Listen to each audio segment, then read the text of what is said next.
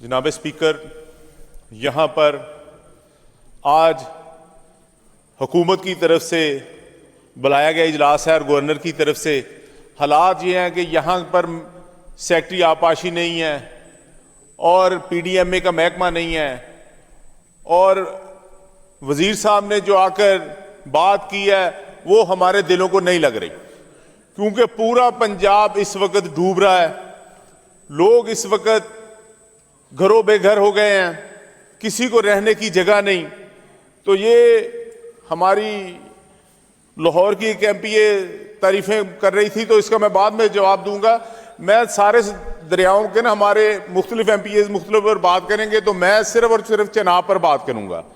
Sir, दरियाए Chenab में पहले भी पानी आता रहा है, वो इस दफा भी आया है, लेकिन जो हमारा PDMA का महकमा है, जो उसने TV पर गाइड किया, जो ACDC साहबान ने गाइड किया, पानी बिल्कुल उसके मुख्तलिफ था।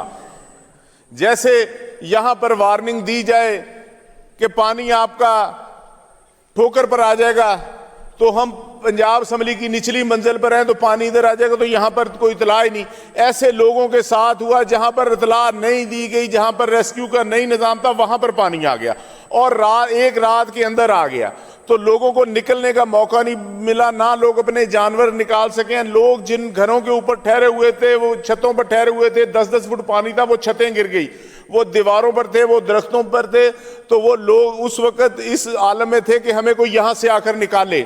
लेकिन कुछ रात का वक्त था, कुछ एक और नया सबसे बड़ा जो मसला इस वक्त आया हुआ था, जिस जिला में भी ये एक नया निजाम चल चुका है टिकटॉक का, 2-2 जोड़ियां इकट्ठी जाती हैं हर जगह, DC भी और DPO भी, और वहां का AC और DSP भी, फिर SHO भी, तो 4-4 इनके साथ कैमरामैन है, और वहां पर मुकामी जो टिकट होल्डर है वो है।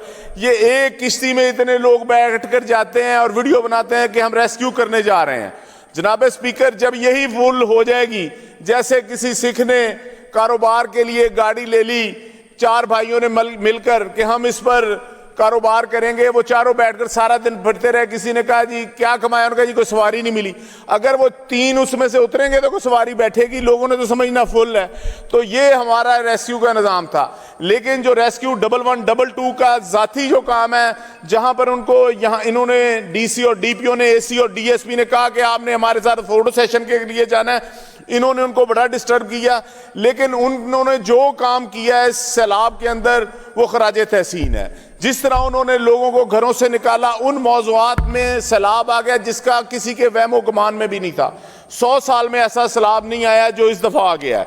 मैं अब बताता चलूं, हमारे जो है हेड कादराबाद के बाद त्रिमू हेड आता है, उसमें जो बाकी हैं वो सारे ब्रिजेस हैं जिसके नीचे से पानी गुजरता है। पानी रोकने की कैपेसिटी सिर्फ इनमें है।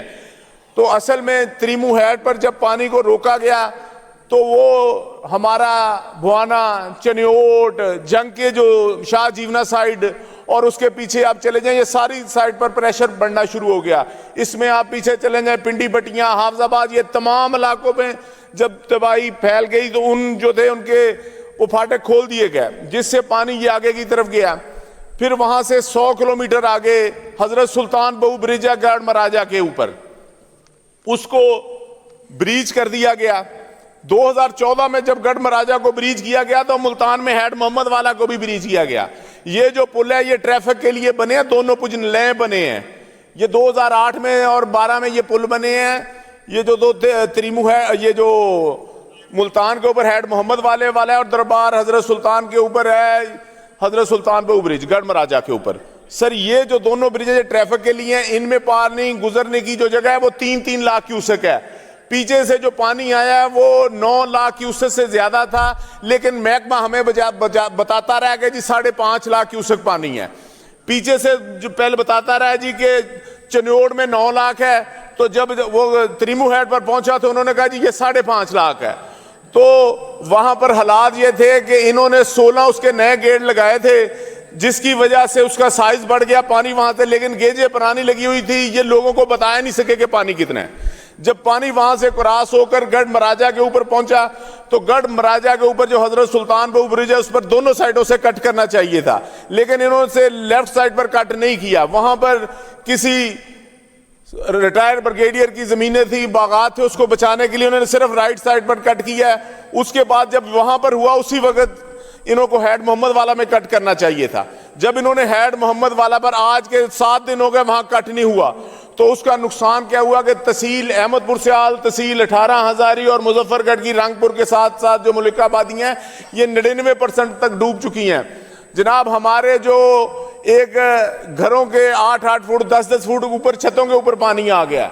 जो हमारी रखवाली के लिए वहां एसी अहमदपुर स्याल था, डीएसपी अहमदपुर स्याल था, वो अपने घर नहीं बचा सके, उनके अपने घरों में पानी हो गया। उसने कहा जी जब ये, और डीसी ने कहा वजीर आला को ब्रीफिंग देते हुए कि जी पीटीआई वाले कहते हैं जी कि हमने गेट नहीं खोले, हमने गेट पूरे खोल दिए थे। जनाब ये देखें, उन्होंने जब ये ब्रीच किया तो एक तरफ से किया, तो उसकी जो जिम्मेदारी है डीसी साहब को लेनी चाहिए कि उन्होंने ये जो पानी को किया है, उनका खुद का मसला था, वो खुद उधर डिसबैलेंस हो गया, वो उनको बात क्या करनी थी उन्होंने क्या कहा।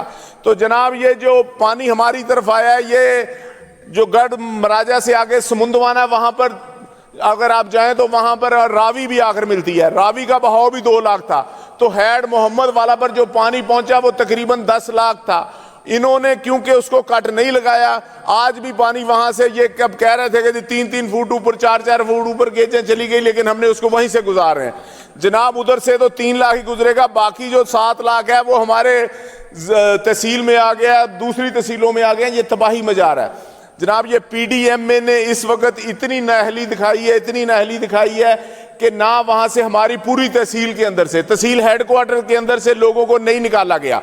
आज भी मैं बैठा हुआ था तो चांदी वाला, चद्दर मौजा और दूसरी जगह पर 40-40 औरतें कहीं बैठी हुई हैं। उनके माल मवेशी तो चले ठीक है, वो अल्लाह के हवाले, उनको निकालने वाला कोई नहीं है वहां पर, क्योंकि एकदम पानी ऐसे रात को आया कि लोगों को पता नहीं लगा सुबह को इतना पानी हो गया।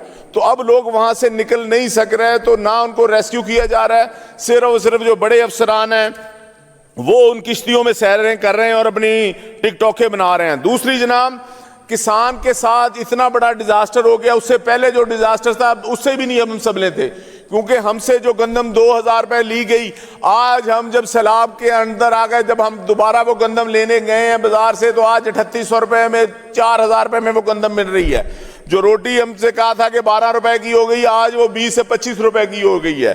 तो और जो हमने कमाद 300 रुपए का दिया था, आज चीनी 200 रुपए ले रहे हैं। एक मन से आपको पता 20 किलो चीनी निकलती है कमाद से। तो हमारे साथ जो सलूक किया जा रहा है वो बिल्कुल ऐसे किया जा रहा है जैसे सुतेलों के लिए किया जा रहा था। मैंने आज से 2 माह पहले भी आपको बात बताई थी, हमारी तहसील सारी कच्ची है, वहां पर पक्की सड़कें भी नहीं है और सफाई सुथराई का निजाम नहीं है, लोगों की आबादियां इस तरह नहीं है। सुथरा पंजाब को हर माह 8 करोड़ दे दिया जाता है। तो मेरी गुजारिश थी कि हमारी तहसील में कोई 8 करोड़ की बिल्डिंग नहीं है, कोई ऐसा काम नहीं है। अगर हमें 1 महीने का 8 करोड़ रुपया हमारे तहसीलदार और एसी को डीजल के लिए दिया जाता तो हमारे तहसील के तमाम लोग ट्रैक्टरों के जरिए इसको बंद बना लेते। लेकिन अब भी उन्होंने बंद बनाया हुआ था, लेकिन ये पानी इतना ज्यादा था कि वो बंद कंट्रोल नहीं कर सका। तो अब हमारे जो मुल्तान गई हैं वजीर आला साहिबा, तो डीसी साहब भी उनके साथ थे। उन्होंने जब पूछा कि इनको क्या खिलाया है, तो उन्होंने क्या दिया जी, मुर्ग, चने और नान। ये सहूलत कहीं नहीं है, ये बस मौके पर बता रहे हैं। और साथ वजीर आला खड़ी है और डीसी वहां पर कह रहा है कि हम आपको फसलों का खर्चा देंगे, हम आपका जितना नुकसान हुआ वो देंगे, हम आपको अगली फसलें काश्त करवाएंगे, हम जिम्मेदार हैं आपके खाने का, आपकी जूतियों का, आपके कपड़ों का। जनाब ये कहां कौन से मुल्क की बात हो रही है, ये कौन सा मुल्क है, ये कौन बात कर रहा है? डीसी बात कर रहा है, वजीर आला साथ खड़ी हुई हैं। वहां पर ऐसा कोई निजाम नहीं है, ना ये तमाम ये जाली हैं, ये सिर्फ और सिर्फ अवाम को बेवकूफ बना रही हैं। ये मैडम जो है ये लाहौर में रहती, इनको पता नहीं वहां पर हालात क्या हैं। डीसी और एसी साहबान इन्होंने 2-2 कश्तियां रखी हुई हैं। जो मिलों वाले, फैक्ट्रियों वाले, पेट्रोल पंपों वाले, उनकी ड्यूटी लगी हुई है कि वो डब्बे बना कर देते हैं। ये सिर्फ उस वक्त तक डब्बा नहीं देते, चावल चाहे खराब हो जाए, जब तक उस पर स्टिकर ना लग जाए मरियम नवाज की फोटो का। तो जनाब लोगों को परेशान किया जा रहा है, ये तमाम फ्रॉड हो रहा है। इसके लिए किसी आप अपने एमपीएस एमएनएस को लगा दें, उनकी निगरानी में करें। ये जो तहसीलदार और ये सारा अमला मिलकर वाकई ये सारा फंड खा जाएंगे जो दुनिया से आएगा। तो मेरा ख्याल है कि लोगों के अकाउंट में पेमेंट देनी चाहिए। ये जो खाने पर पैसे बर्बाद किए जा रहे हैं ये बिल्कुल नहीं होने चाहिए। तो ये सारा फ्रॉड हो रहा है।